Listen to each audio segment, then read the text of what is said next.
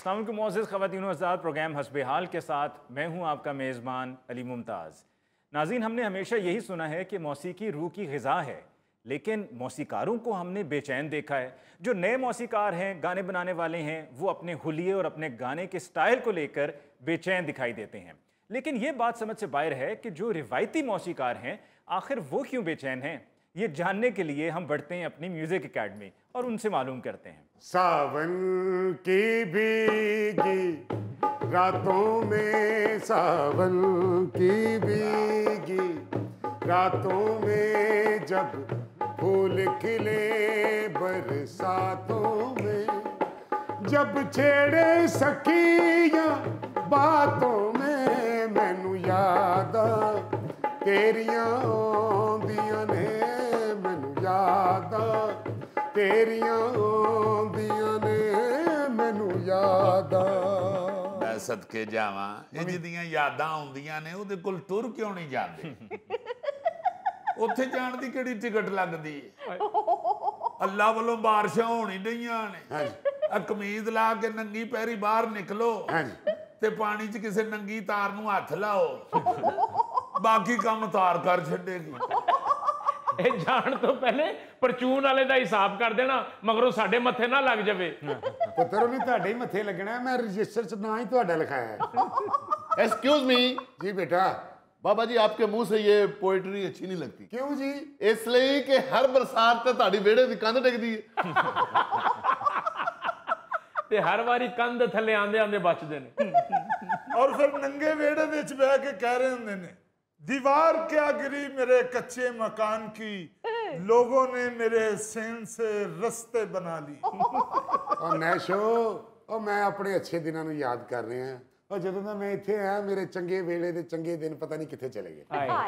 पता नहीं किहड़े दिनां नूं चंगे दिन कहण दे हो। ਅਸੀਂ तो जदों वेखिया ਤੁਹਾਨੂੰ बुरे हाल च वेखिया। हाय की याद करा दिता ही भूंड। हाँ, जदों मैं बाबे होरां नूं लैण गया ना कि चलो मेरे घर चल के रह लवो, ते घर नहीं सन। महल्लेदारां ने दसिया, फिर मैं हस्पताल गया तो उत्थे पौड़ी च बह के डॉक्टरां नूं बददुआवां दे रहे सन।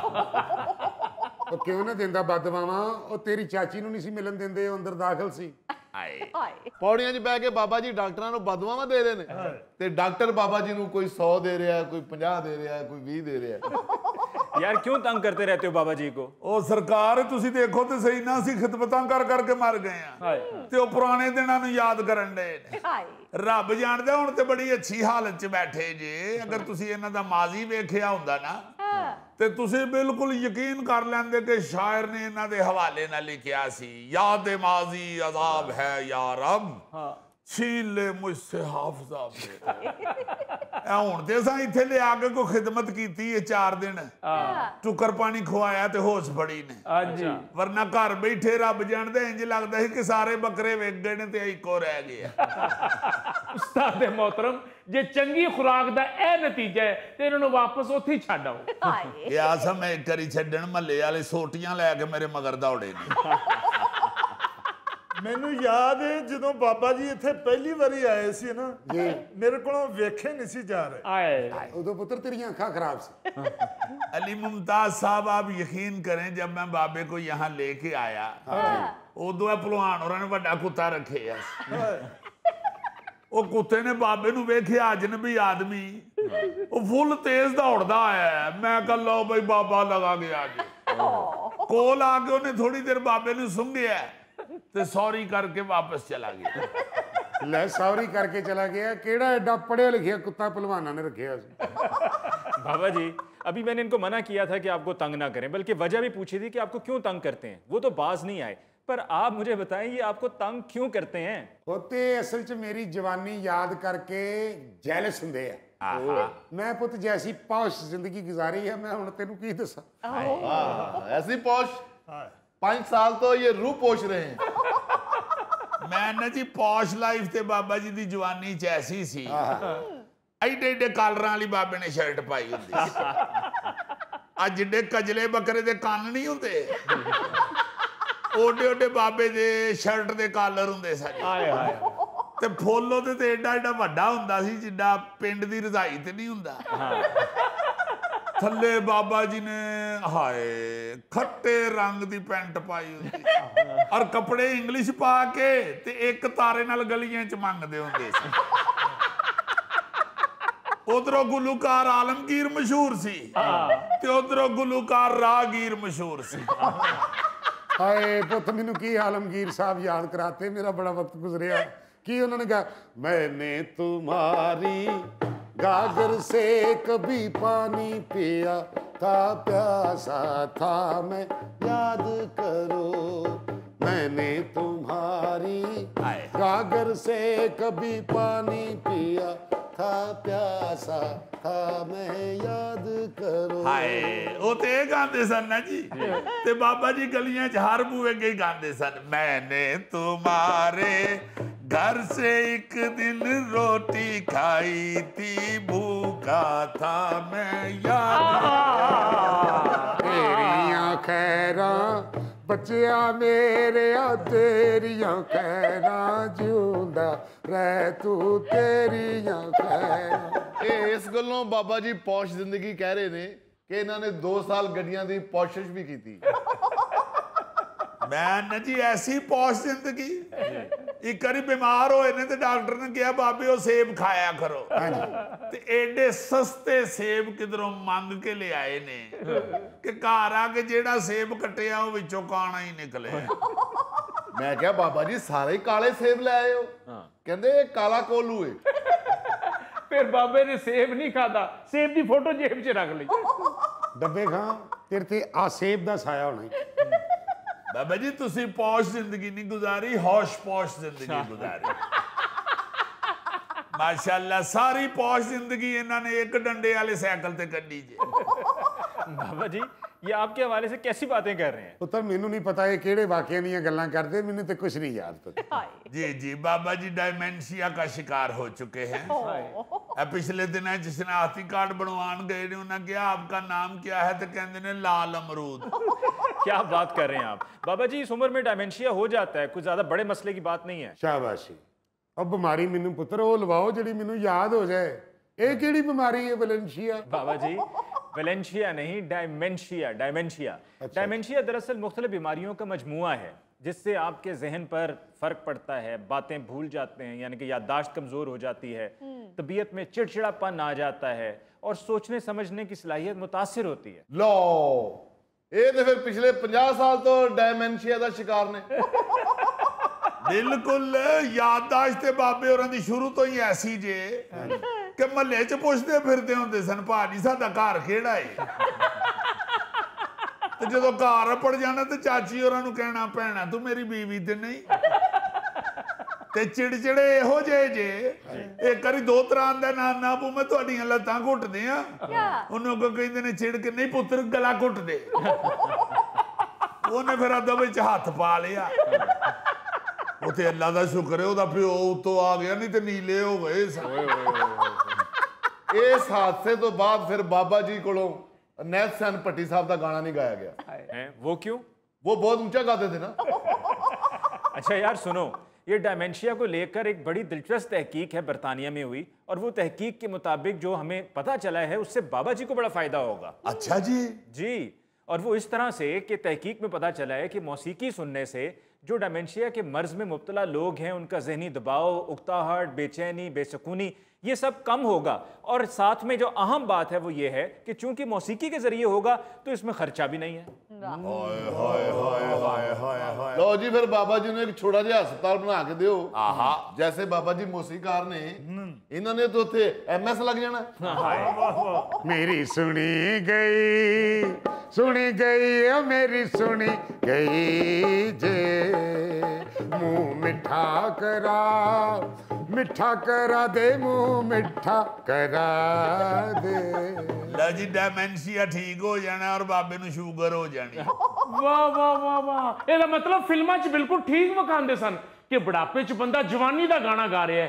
तेरे मेरे प्यार का ऐसा नाता है, दूसरा बंदा सिर फड़ के कहते इधर जा रहा है इधर जा रहा है, एकदम गांदा है देख के तेरी सूरत दिल को चैन आता है, तेरे मेरे प्यार का।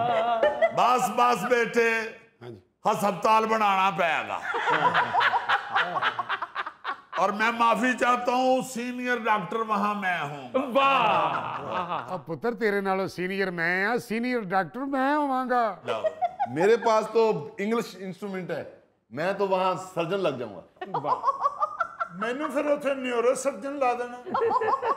ओ खलो जा, तू न्यूरो सर्जन, तू सिर्फ डंपर लेके आना करना ते हस्पताल दा गंदा रूम, खुलियां पट्टियां, इस्तेमाल शुदा सरिंजां, ड्रिपां, ओ तू कट्ठियां करके ले जानियां करना। गुड लक रॉक, तुम्हें तुम्हारी सीवी के मुताबिक जॉब मिल गई। ते उस्तादे मोहतरम साइकिल स्टैंड दा ठेका मेरे को होएगा। और डब्बे खां एडा शौका ना होए, साइकिल स्टैंड का ठेका तेरे को होगा ते एमएस में की करना। लो भाई मुबारक हो, अस्पताल का अमला तो आपके घर से ही पूरा हो गया। एक्सक्यूज मी, सुरेले खान साहब का घर यही है? आपको क्या अफराद की शक्लों से व्हाइट हाउस लग रहा है? एक्चुअली मैं यूके से आया हूँ, डायमेंशिया का पेशेंट हूँ और म्यूजिक से इलाज करवाने आया। आहा, लो जी मुबारक हो, मरीज आ गया है। ऑपरेशन थिएटर दियां बत्तियां बाल दियो। बिस्मिल्लाह बिस्मिल्लाह। इधर आओ, इधर आओ जी, इधर आओ। अस्पताल का एमएस मैं हां। एमएस है और फर्नीचर भी खुद साफ करते हैं। तशरीफ रखो एमएस साहब, तशरीफ रखो। 1 मिनट, पहले मरीज से फीस के मामला तय कर लें। Oh good doctor pond, good. Thank you. देखें मिस्टर, मरीज से हम मिनिमम लेते हैं 50,000 रुपया। आप दूर से आए हैं और हॉस्पिटल के पहले मरीज हैं, आप 5 रुपए दे देंगे। डॉक्टर पोंड तेन लगे मौला की करन दे हैं, यूके से आए हैं। असल में उनके कहने का मतलब ये है, आप चूंकि यूके से आए हैं इसलिए आप 500 पाउंड दे दीजिए। Oh yes. और ये सिर्फ चेकअप फीस होगी। इसमें अगर आपको वेल देना चाहें तो वो भी दे सकते हैं, और इलाज मुआवजे की फीस जो है वो बाद में तय होगी। चूंकि असी हर फंक्शन दा अल्लाह दी रहमत सानू अल्लाह माफ कर देवे, हर ऑपरेशन का फंक्शन केड़ा विच आ गया है, हर ऑपरेशन का हम कम से कम 1 लाख पाउंड लेते। नो प्रॉब्लम, पैसे का कोई प्रॉब्लम नहीं। गुड। 2 करोड़ रुपया मेरा पाकिस्तानी बैंक में पड़ा हुआ है। 2 करोड़? एमएस साहब नस के बोतल ले आओ मरीज वास्ते। जी बेटा। एक मिनट। 2 करोड़ रुपया मेरा पाकिस्तानी बैंक में पड़ा हुआ, मगर प्रॉब्लम यह है कि मुझे बैंक का नाम भूल गया। ओ भाई स्टैंड वाले आ जी सर। अब मरीज नु थल्ले लमियां पाला है। ओ भाई एक मिनट ठहरो। अरे भाई क्या कर रहे हैं आप? आपने इसी मकसद के लिए तो अस्पताल शुरू किया है। अब वो आपके पास बीमार आए हैं, उनको भूलने का मर्ज है, तो मौसीकी के जरिए उनका इलाज कीजिए। Oh yes, Yes, no yes. Problem. अभी याद आ जाएगा आपको, डोंट वरी। डॉक्टर साहब शुरू करें जनाब इलाज। एथेवा मुंदिर दा थेवा, एथेवा मुंदिर दा थेवा, सारी उम्र करा मैं तेरी सेवा, नी ख्वाबां विच आउण वाली ए, नी ख्वाबां विच आउण वाली ए, नी ख्वाबां विच आउण वाली ए, नी ख्वाबां विच आउण वाली ए। गुड। थोड़ी बेचैनी सी फील हो रही है। डोंट वरी, ये पहली डोज थी। डॉक्टर दूसरी डोज शुरू करें। देखा न था कभी हमने ये समा, ऐसा नशा तेरे प्यार ने दिया, ऐसा नशा तेरे प्यार ने दिया, हो गए प्यार में हम। स्लो, थोड़ा सा स्लो। आज जाने की जिद ना करो, आज जाने की जिद ना करो, हम तो लुट जाएंगे, आए मर जाएंगे, ऐसी बातें किया ना करो। Good doctor pond, good. आने की जिद ना करो। थोड़ा सुकून मिला। गुड। little bit fast. ओ साडे यार ने बन ले शेरे, ओ साडे यार ने बन ले शेरे, गोले पै गए ने चार चुपे चौका विच, ते चौका विच पैर लुटिया, ते चौका विच पैर लुटिया।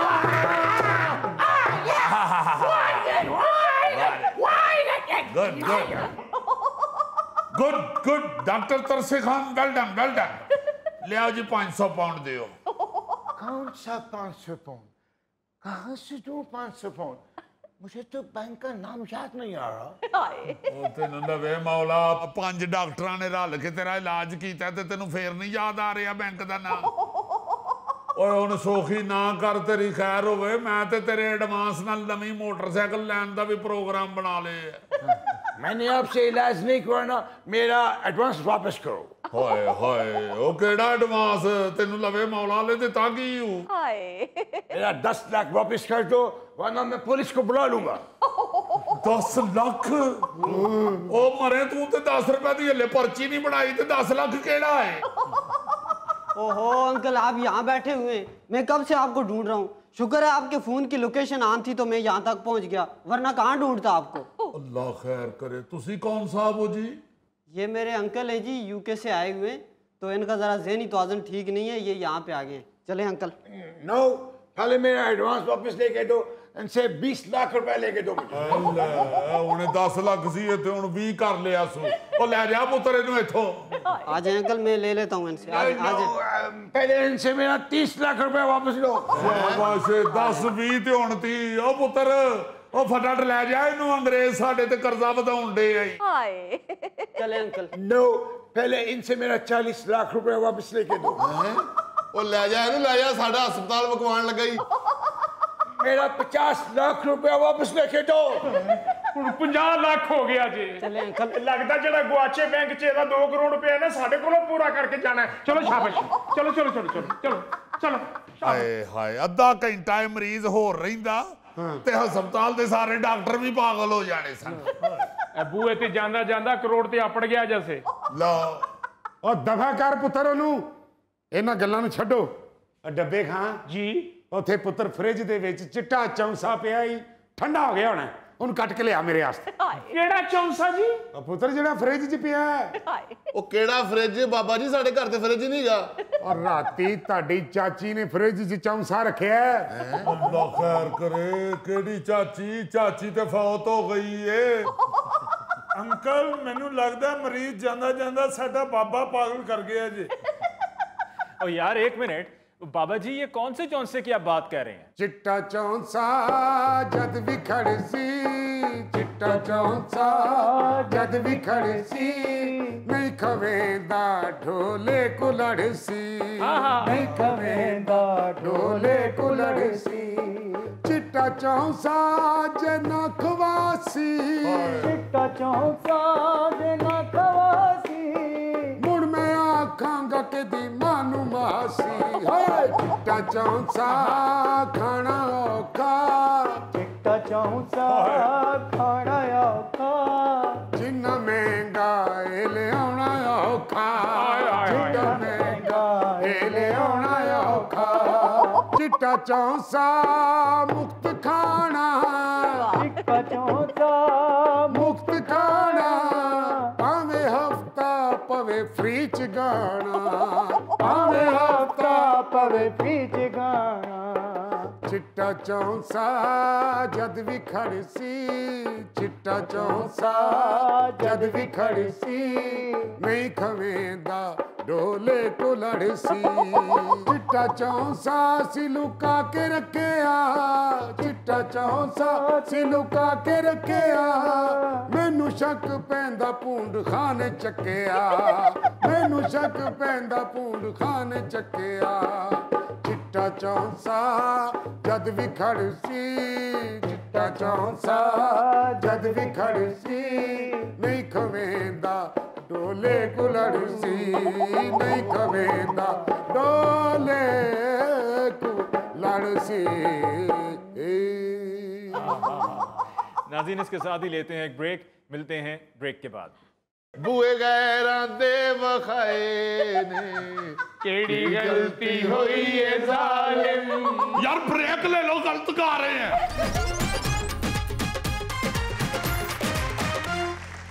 नाज़रीन, पेशी खिदमत है हस्बे हाल का खबरनामा।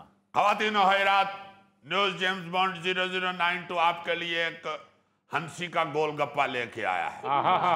नाज़रीन, खबर कुछ यूं है, Amazon की डिलीवरी लिस्ट में गलत एड्रेस शामिल होने पर बुजुर्ग खातून के घर पार्सल का ढेर लग गया।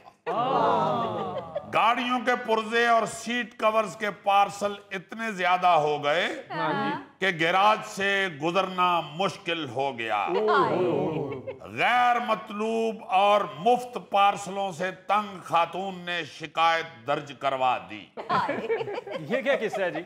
बास जी, Amazon की जो लिस्ट बनी हुई थी, एड्रेसेस लिखे हुए थे जिसपे जहां जहां पार्सल जाने थे, उधर को बुजुर्ग खतून का एड्रेस था घर का। अच्छा, वो किसी ने गलती से दर्ज कर दिया। अच्छा, उथे जाना सी रोज पार्सल, और पार्सल क्या है? गाड़ियों के पुर्जे, गाड़ियों की सीटों के कवर, स्टिकर।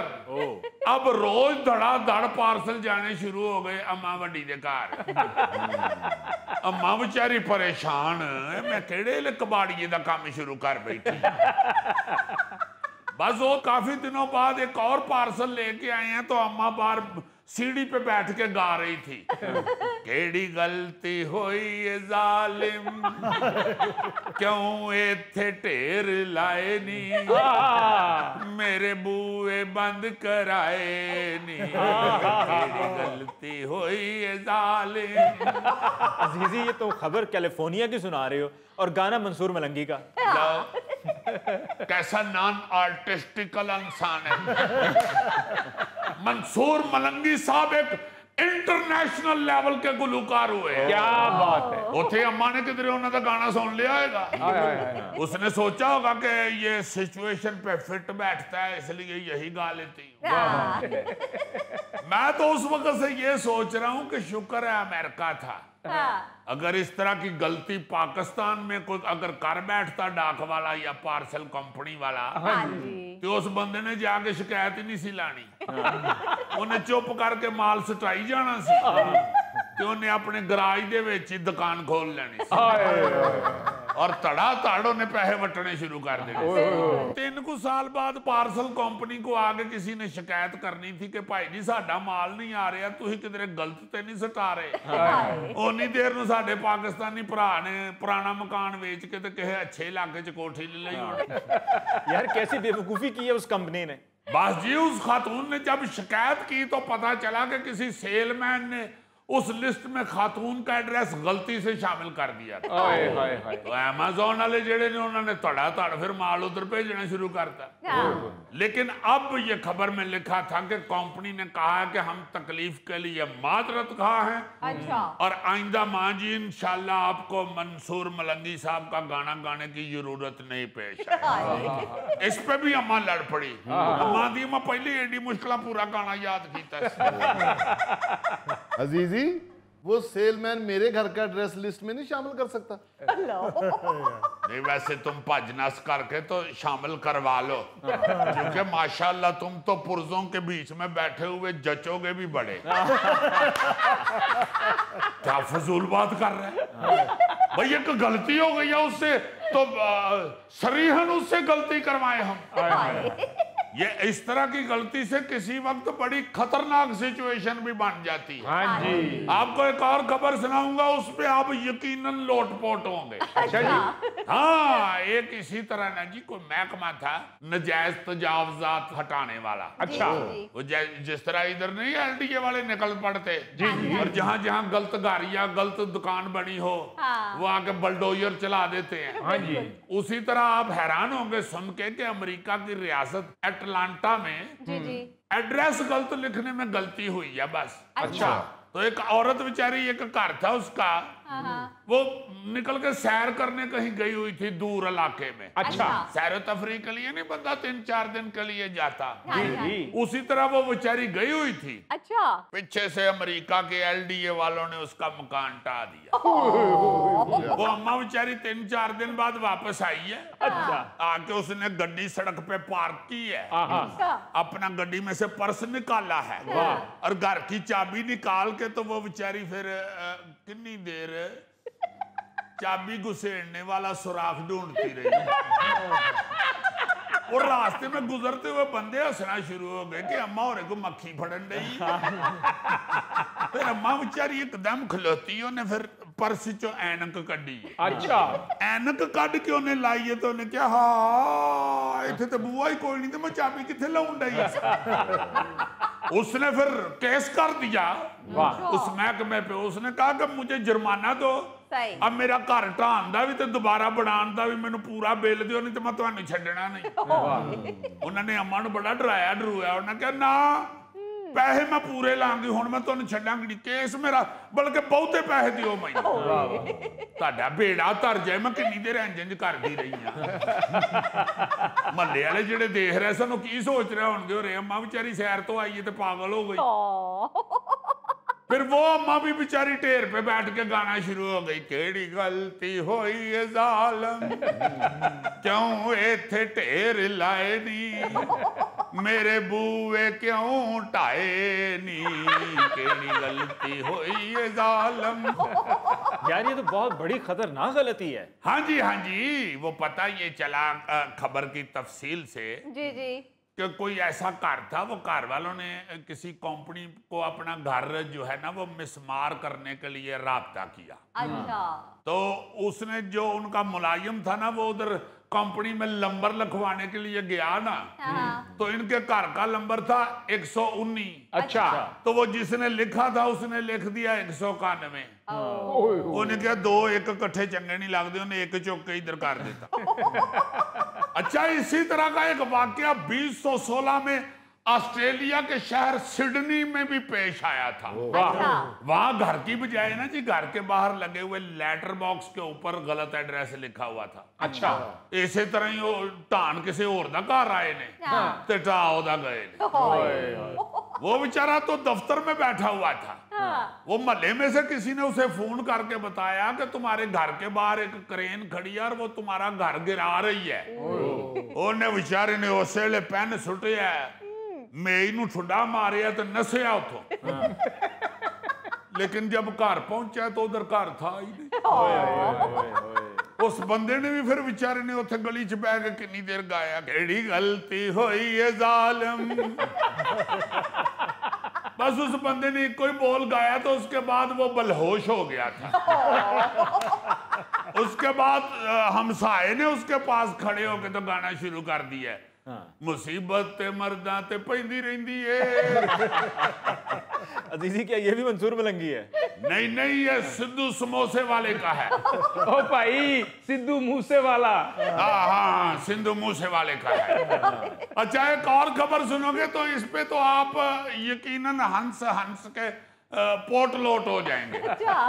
मुझे याद आ गया, गौरी ये ड्रामे में एक आइटम करता होता है कि एडा पागले पैदल गया फैसलाबाद। अच्छा। ते शाहकोट दे कोल जाके ने अपने चदर दी बुकल सीधी कीती जे, तेरा मुंह मुड़ गया ते वापस लाहौर आ गया। सेम वो वाली स्टोरी है गौरी। एक चीनी बंदा था, ये 2017 की बात है। अच्छा। उसने कहीं 1700 किलोमीटर दूर जाना था। अच्छा। उसको पता नहीं क्या शौक चढ़ा। उसने कहा कि एक तो एडवेंचर भी है और मैं पैसे भी बचाता हूँ। वो साइकिल पे निकल पड़ा। वाह। 500 किलोमीटर तक जब वो साइकिल पे चला गया तो उसने कहा कि इधर मायर आप रेस्ट कर लो होटल में। अच्छा। होटल च जाके सौ गया आराम नाल।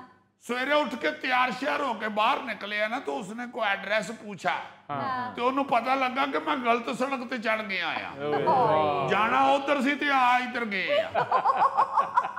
उसने फिर सड़क पे आके अपना साइकिल स्टैंड पे लगाया है और नीचे बैठ के तो साइकिल को कहना शुरू किया, केड़ी गलती हुई है यालम, क्यों गलत पेंडे पाए नी, मेरे सफर क्यों वधाए नी। अब जो आपको किस्सा सुनाने लगा ना गलती का, उस पे तो आप कहेंगे कि ये बस कर दे, बस। और अगर ना कहा तो पैसे वापस? मैं कहता हूं यार पैसे नहीं देते केड़े नहीं।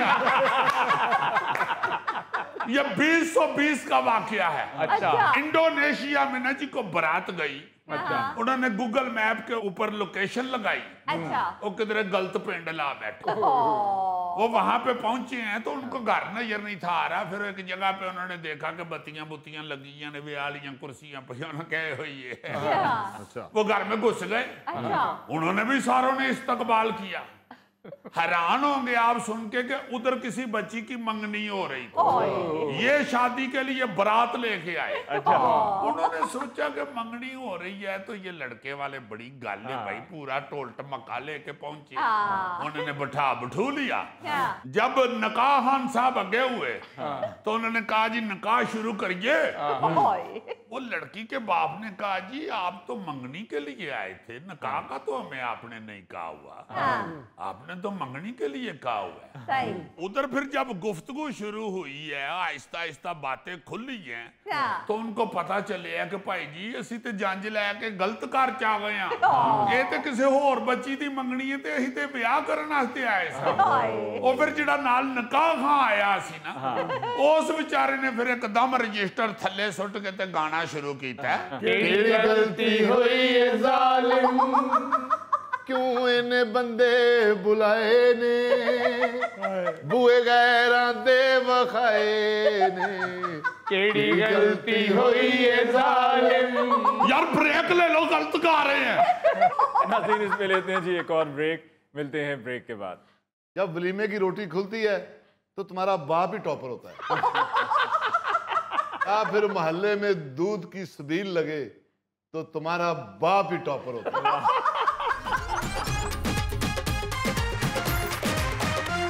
अच्छा जी, मैट्रिक का रिजल्ट आ गया है और पाकिस्तान में तो आपको मालूम ही है कि मैट्रिक का रिजल्ट बहुत अहमियत का हामिल है।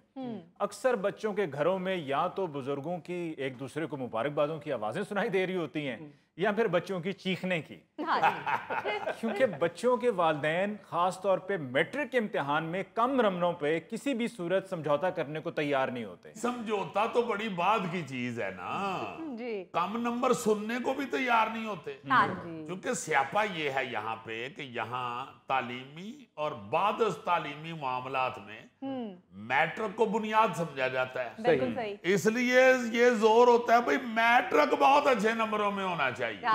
मुझे याद है हमारी स्टूडेंट लाइफ में जब हम छोटे थे तो रिजल्ट वाले दिन अब्बा जी ने जी एक हाथ में जूता और दूसरे हाथ में हार पकड़ के तो रिजल्ट पूछा करते थे। अजीजी खुश नसीब हो कि आपके वालिद साहब एक हाथ में हार और दूसरे में जूता पकड़ते थे, लेकिन गौरी साहब के वालिद साहब दोनों हाथों में जूता पकड़ के खड़े होते थे। एक्सक्यूज मी, मेरे वालिद साहब खाली हाथों से मिलते थे मुझे। अच्छा जी हाँ, उन्हें पता था कि मेरा बेटा बेहतरीन नंबरों में फेल हुआ होगा। गौरी साहब मार तो नहीं पड़ती थी आपको? नहीं, मार इतनी नहीं पड़ती थी। एक्चुअली जब इम्तिहान शुरू होते थे ना तो अबू थोड़ा थोड़ा रोज गुस्सा निकाल लेते थे, थोड़ा थोड़ा मार लेते थे। वो फेल होने तक वो थक जाते थे। बहुत अच्छे, आप इनको और गुस्सा चढ़ाएं। पहले ही पुरानी बातें सुना सुना के हमारा जीना आराम कर रखा है, ऊपर से आप और मसाला तेज कर रहे हैं। बाय द वे, आप ये फजूल बातें भूल नहीं सकते कि रिजल्ट वाले दिन जूते पड़ते थे। यार जस्ट एंजॉय द लाइफ। तुर फिटे मुंह तेरी इंग्लिश दा। अगर यही इंग्लिश तू पेपरां दे च लिख के आया हुंदा ते 4 नंबर वध आ जाने सन। ये आपका बेटा है जी? आहो जी, बेटा ही है मेरा, और मैं कोई इहदे को फोन नहीं ठीक करा रहा। तो क्या नंबर कम लिए इसने? ਇਹ ਗੱਲ ਤੇ ਮੈਂ ਤਾਂ ਦੱਸਾਂ ਨਾ ਜੇ ਇਹਨੇ ਕਦੀ ਵੱਧ ਨੰਬਰ ਲਏ ਹੋਣ। कितने नंबर आए हैं जी इसके? 480 ਲਏ ਸੂ। ਇਹਦੇ ਨੂੰ ਚੰਗਾ ਸੀ ਕਿ 420 ਲੈ ਲੈਂਦਾ। ਆ ਵੇਖੋ ਨਾ ਜ਼ਰਾ, ਫੋਨ ਇੰਜ ਫੜ ਕੇ ਬੈਠਾ ਜਿਵੇਂ ਇਹਨੇ ਬੋਰਡ ਟੌਪ ਕੀਤਾ ਹੈ। रिलैक्स पापा, मैंने पूरे पेपर किए, अब उन्होंने नंबर कम दिए तो इसमें मेरा क्या कसूर है? अब देखे ना जी, हर नालायक बच्चे के पास यही तौजी होती है, वो अपना कसूर नहीं मानता बल्कि पेपर चेकर को दुश्मन पेंट करने बैठ जाता है। ये तो शुक्र है जी उन्हें पेपर चेक करके घर भेज देते ने। जे मेरे वर्गा बंदा हुंदा ते पेपर नाल लैके हत्थ दे च सोटी फड़ के इनू आके कुट के ते फिर पेपर फड़ाउंदा। चलिए आप आराम से बात कीजिए, अभी आप प्रोग्राम में बैठे हुए हैं। वैसे भाजी ਤੁਹਾਡਾ ਫਲਾਓ ਤੇ ਬੜਾ ਹੈ। ਤੁਹਾਡੇ ਆਪਣੇ ਮੈਟਰ 'ਚ ਕਿੰਨੇ ਨੰਬਰ ਸਨ? ਉਹ ਜੀ ਮੇਰੇ ਤੇ 411 ਆਏ ਸੀ 850 ਵਿੱਚੋਂ। ज्यादा दंग ना कट, मेरे पेपरों के दौरान तेरी दादी बीमार हो गई सी। तो अब मेरे पेपरों से पहले दादी फौत होगी तो इसमें मेरा क्या कसूर है? तो तुम और क्या चाह रहे हो कि दादी अम्मा तुम्हारे पेपरों के दौरान फौत होती? बेटा अल्लाह ने अच्छा कर दिया, दादी अम्मा पहले ही चली गई। अगर तुम्हारे रिजल्ट को सुनती तो उन्होंने फिर रिजल्ट वाले दिन फौत होना था। चूंकि वालिद साहब ने तो टोटल 850 में से लिए ना 411, तुमने टोटल 1100 में भी वही स्कोर रखा है। जी आप ये भी तो देखें ना, खुद 411 नंबर लिए और मुझे 1000 नंबरों की फरमाइश करते रहे, ये तो ना इंसाफी है ना। पुत्र कैमरे ना चलते होंगे तो फिर मैं तेनू दसना सी कि इंसाफ हुंदा की। इंसाफ की बात तो यह है कि आपने खुद अपने बेटे को इस लानत के हवाले किया हुआ है जो ये हाथ में पकड़ के बैठा हुआ है, और इस मोबाइल की वजह से वो मैट्रिक तो छोड़ें आपको कोई अहमियत नहीं दे रहा है। बिल्कुल। और यकीनन ये मोबाइल इम्तिहानात के दिनों में भी इसी के पास होता होगा। और आप माशाल्लाह ऐसे ध्यान मार के बच्चा पढ़ रहा है और सो जाते होंगे, उसके बाद फिर बच्चा जाने तो टिकटॉक जाने। देखो ना टिकटॉक वेख वेख के बच्चे का मुंह ही टिकटॉक हो गया। बिल्कुल ठीक कह रहे हैं जी आप। जितना ध्यान ये मोबाइल की तरफ देता है इतना ध्यान इसने पढ़ाई की तरफ दिया होता तो मुझे पूरे खानदान में शर्मिंदगी का सामना न करना पड़ता। फोन तो आप मुझसे डबल इस्तेमाल करते हैं, मैंने कभी कहा है कि आपकी वजह से मुझे शर्मिंदगी का सामना करना पड़ता है? और पेपर मैंने नहीं देने थे, आपने देने थे। 480 नंबर लेकर पूरे माशरे में मेरी नाक कटवा दी और पूरे खानदान में मेरा सर झुक गया। सारे मुआशरे में नाक कट गई। ये फैज अहमद फैज साहब का बेटा है। शुक्र करें मैंने मैट्रिक कर लिया है, वरना देखें चाचा रफीक के बेटे को 8वीं फेल है, चाचा सईद के बेटों को देखें तीनों 7वीं से भागे हुए हैं, और चाचा रशीद के बेटे को देखें वो 2-2 सप्लियां लेके बैठा हुआ है। मैं तो पूरा पास हुआ हूँ, और क्या चाहिए आपको? यार तुम दूसरों से क्यों अपना मुवाजना कर रहे हो? तुम्हारी कामयाबी होनी और तुम्हारी नाकामी। और सर इतना भी नाकाम नहीं हुआ, सारा वक्त तो इन लोगों ने मुझे कंफ्यूज करके रखा हुआ था। इनसे यही नहीं तय हो रहा था कि मैंने बनना क्या है। कभी कहते हैं कि तूने पायलट बनना है, अगले दिन कोई जहाज गिरने की खबर आ जाए तो कहते हैं नहीं तूने डॉक्टर बनना है। फिर अगले दिन देखते हैं कि डॉक्टरों ने हड़ताल की हुई है, पुलिस वाले उनको मार रहे हैं, तो कहते हैं नहीं तुम इंजीनियर बनोगे।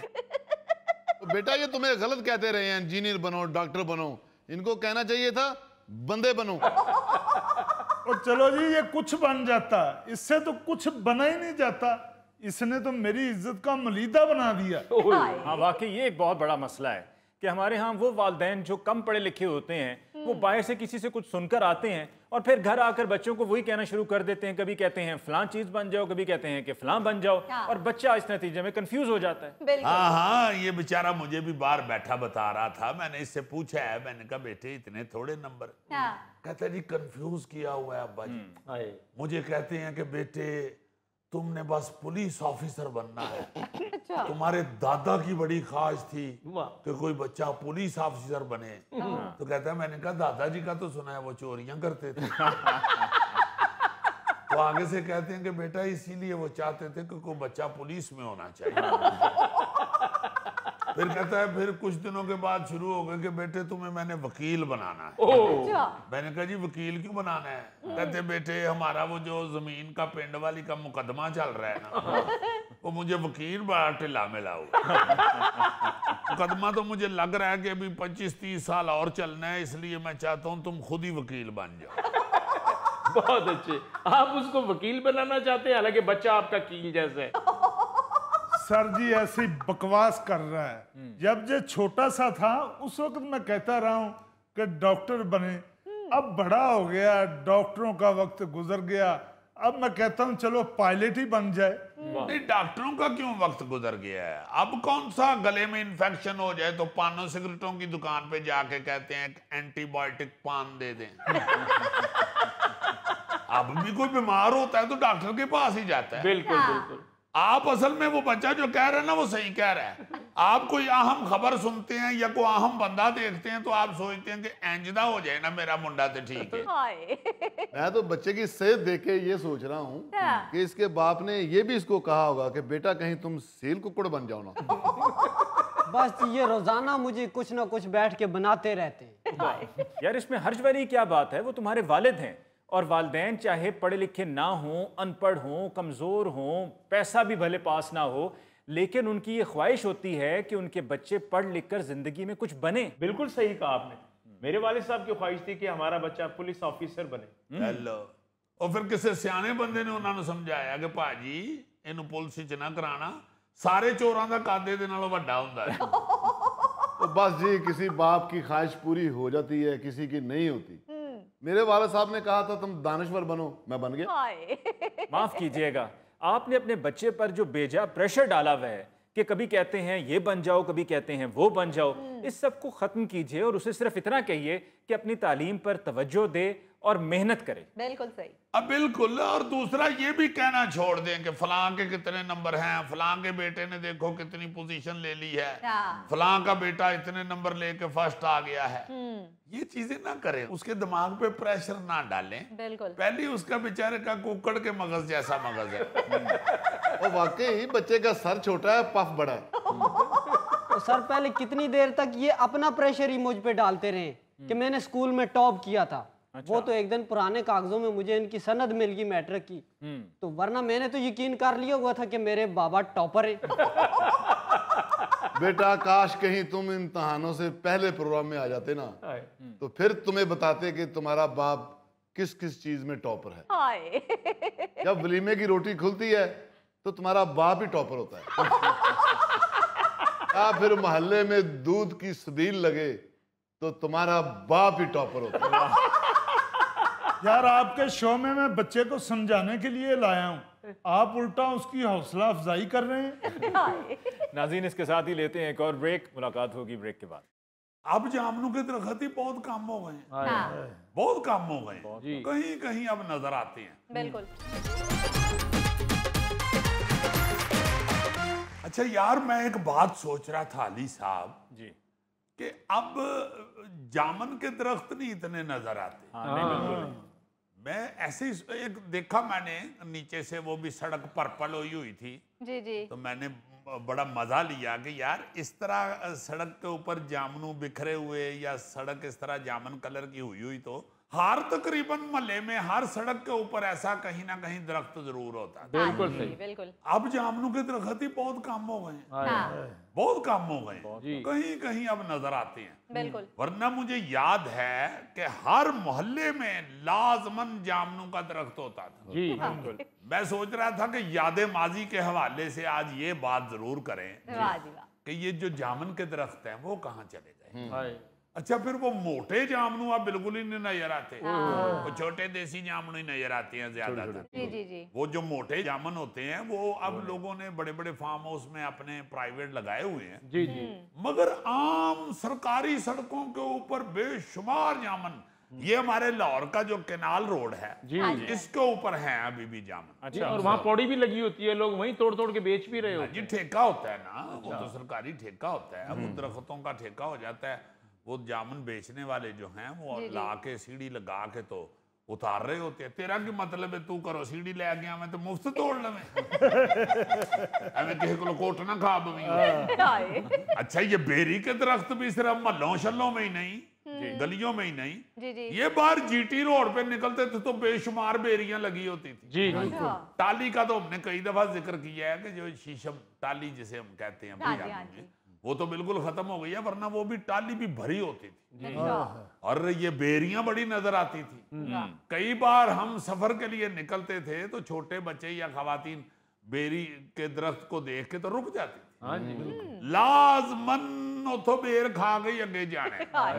वैसे आप लोगों ने कभी खुश्क बेर खाए हैं? खुश्क बेर वो क्या, एक तो लड्डू बेर होते हैं, काठे बेर होते हैं। भाई जी आजकल की नस्ल को शायद पता भी ना हो, और आप लोगों को मैं याद करा देता हूँ, खुश्क लाल सूए बेर होते थे घरों में मौजूद होते। अच्छा, वो गोल गोल से? हाँ गोल से। उसे तो काठे बेर कहते हैं मेरी जान। वो ड्राई फ्रूट के तौर पे इस्तेमाल होते थे। आप देखें अक्सर तो तोहफा शोफा ही मिलता था। कहीं गए हुए हैं आप तो वो उनके घर अगर बेरी है तो उन्होंने उतार के वो सूखे बेर तोहफे के तौर पे देते थे। लेकिन कुछ लोग वो खरीद भी लेते थे। उन्हें खरीद के रखे होते थे। ये घरों में जो आजकल स्नैक्स के नाम पे नहीं खाया पिया जा रहा, उसे पुराने लोग तो बीमारी समझते थे। घरों में मौसमी फलों को खुश्क करके उनके बीजों को खुश्क करके महफूज किया होता था। अच्छा। या उनका अचार या मुरब्बा बनता था। जी बिल्कुल। और वो स्नैक्स के तौर पे इस्तेमाल होते थे। अच्छा जी। यार लसूड़ा, हमारे मोहल्ले में लसूड़े के दरख्त होते थे दो। वो उसके ऊपर इतना लसूड़ा लगता था कि सारा मोहल्ला, सारी गलियां उधर से लसूड़ा उतार के तो अचार डालते थे। अच्छा, जो लसूड़ा होता है ये भी उसे ना उतारे तो ये पक के पीले रंग का हो जाता है। और वो बड़ा मीठा होता है। ओ वो खाने का बहुत मजा आता है। अपना खरबूजे, तरबूज, दुआने शुआने, ये वो मेरा फेवरेट फल जो है दुआना। ये इस तरह की चीजें घरों में आती थी ना जी, तो खवातीन इनके बीज निकाल के संभाल लेती थी और उन्हें धोकर फिर धूप में खुश्क कर लेती। उनमें खरबूजे के बीज, तरबूज के बीज, तार जिसे ककड़ी कहते हैं उसके बीज, खीरे के बीज, गरमे के बीज, ये सारे इकट्ठे करके उनमें खुश्क कर लिया जाता था। फिर ये चारों मगज बनते थे। हाँ, कुछ थोड़ा सा उसे भून भी लेते थे या कच्चे भी। उनके छिलके समेत उनको मर्तबान में डाल लिया जाता था, किसी बर्तन में डाल लिया जाता था। फिर स्नैक्स के तौर पे या ड्राई फ्रूट के तौर पे खाया जाता था। और इनके साइड इफेक्ट्स भी नहीं थे होते, बल्कि उल्टा फायदा होता था। अब तो ये दवाइयों में इस्तेमाल बस होते हैं, ये मगज जो होते हैं, बीज जो होते हैं, वरना ये तो घरों में बड़े शौक से खाया जाता था। जी जी, पंजीरी पे भी डाल लेते थे और हलवे के ऊपर भी ये चारों मगज डाल। जी हुण तुहाडे हथे जी चढ़ गए ने, हुण खज्जल करो उन्होंने जिस तरह मर्जी। फिर अंजीर, खुबानी तो अब मिलती है ड्राई फ्रूट की दुकान से, अंजीर भी मिलती है। मगर जिनके घरों में ये पौधे होते थे ना जी, अंजीर के, खुबानी के, आलू बुखारा, या बाजार से भी खरीद के इनको भी खुश्क कर लिया जाता था। बिल्कुल। किशमिश, नारियल, खजूर, इन चीजों को ड्राई फ्रूट के तौर पे खुश्क करके खाया जाता था। जी सर्दियों में। जी जाहिर है गर्मियां च खा के पित्त कढ़ानी है। मगर मैं सोच रहा था कि जो आजकल के बच्चे हैं इनको ना बेरियों का पता है, ना बेरों का पता है, ना उसके को फायदे नुकसान का पता है। क्या सरोकार अब बच्चों को, तो फोनों पे लगे हुए हैं चमाचम। हमारे लिए ये बहुत बड़ा शुगल होता था जी। अजीजी शतूत का दरख्त। यस। आजकल के बच्चे सिर्फ उसको स्क्रीन पे ही देखते हैं, नेचुरल नहीं देखा उन्होंने। मैं कहता हूं जी कि मैं कभी कभी सोचता हूं कि जितने मजे हमने लिए हुए हैं नेचर के, क्या बात है, अब बच्चे बेचारे उनको पता ही नहीं है कुछ। अब तो बच्चे ज्यादा से ज्यादा फ्रूट वाली दुकान से या सड़क पे खड़ी किसी रेडी ठेले के ऊपर से ही बेर खरीद लें तो खरीद लें। वो भी वालिदैन ही खरीदते हैं, तो साथ बच्चे भी चलो खा खू लेते हैं। वो कशिश जो हम में होती थी ना जी, इन दरख्तों की या इनके फलों की, क्योंकि वो महल्ले में लगे होते थे और फ्री में खाए जाते थे। ओए होए होए, आजकल खुश्क आम लेने जाओ ना जी, खुश्क आम तो 500 रुपए के 2 छटांग यानी 100 ग्राम मिलते हैं। खुश्क आम मिलते हैं अभी ड्राई फ्रूट की दुकानों पे जी। कंपनियां 200 रुपए किलो वाले आम को खुश्क करके आप हिसाब लगाएं कितना महंगा बेच रहे हैं। तो हमारे जो बुजुर्ग होते थे वो इन चीजों को भी, आम वगैरह को भी काट के खुश्क कर लेते थे और फिर उन्हें भी सर्दियों में इस्तेमाल किया जाता था। इसी तरह माल्टे के छिलके और माल्टे का फल भी खुश्क करके रखा जाता था। हाँ, माल्टे घर में आते थे तो छिलकों को महफूज कर लिया जाता था, धो के धूप में खुश्क कर लिया जाता था, फिर उनको काट लेते थे, ये जो जर्दे शर्दे में भी अब डालते हैं, अब तो बाजार से ही चीजें लाती हैं। घर में ये खवातीन ये चीजें तैयार करती थी और उनको सारा साल इस्तेमाल किया जाता था, जायके के तौर पे, खुशबू के तौर पे इन्हें खानों में डाला जाता था। इसी तरह जो मैंने जामुन का जिक्र किया है, तो जामुन की गुठलियां और जामुन का फल भी खुश्क करके महफूज किया जाता था।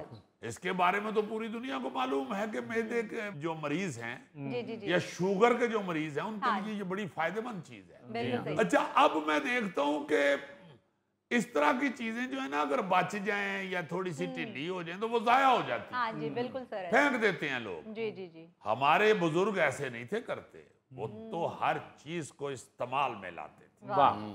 उनको बाकायदा पता होता था कि इसको अब इस तरीके से इस्तेमाल किया जा सकता है, अगर ये सीधा खाने वाले नहीं रहे तो इसको खुश कर लें, खुश करके इनका बड़ा मजा आएगा, बड़ा अच्छा इस्तेमाल हो जाएगा। जी। अब देखे ना, महंगाई महंगाई महंगाई महंगाई का रोना रोते हैं या कहते हैं कि उनते जी 15 दिन तनखा मुक जाती है, या जो आमदन होती है वो तो 10 दिन में ही खत्म हो जाती है। बिल्कुल भाई, हमारे बुजुर्गों की तनख्वाहें या इनकम भी इसी तरह होती थी, मगर बचत के 100 तरीके होते थे। अपने बजट को थोड़ा करने के लिए, अपने अखराजात को कम करने के लिए लोग जो होते थे ना जी, बुजुर्ग और खास तौर पे घर की खवातीन, वो ये सारे काम करती थी। वो खामदों के अपने जो घर के मेहनत कश मर्द होते थे, जी। उनके पैसों को बड़ा अहम समझती थी। बिल्कुल सही। उनको एहसास होता था कि ये बड़ी मेहनत से कमाए हुए पैसे हैं, हमने इनको बचाना कैसे। बिल्कुल ठीक।